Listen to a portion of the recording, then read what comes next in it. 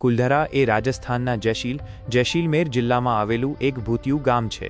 એક સમયે તે એક સમૃદ્ધ ગામ હતું, પરંતુ આજે તે ખંડેર હાલતમાં છે। કુલધરા ગામની સ્થાપના લગભગ 300 વર્ષ પહેલા પાલીવાલ બ્રાહ્મણો દ્વારા કરવામાં આવી હતી। તેઓ ખેતી અને વેપારમાં ખૂબ જ સમૃદ્ધ હતા। ગામમાં પાણીની કોઈ સમસ્યા ન હતી અને તેઓ ખૂબ જ શાંતિથી જીવન જીવતા હતા।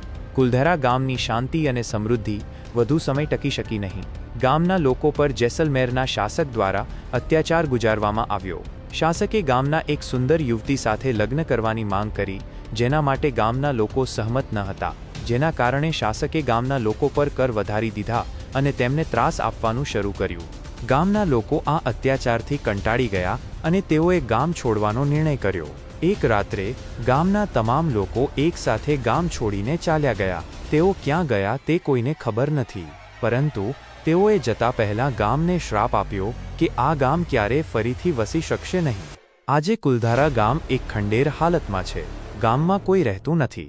લોકો માને છે કે આ ગામમાં ભૂતનો વાસ છે। ઘણા લોકો આ ગામની મુલાકાત લે છે અને અહીંના ખંડેરો જોઈને આશ્ચર્યચકિત થઈ જાય છે। કુલધરા ગામની કહાની એક દુઃખદ કહાની છે। આ કહાની આપણને શીખવે છે કે અત્યાચારનો હંમેશા વિરોધ કરવો જોઈએ।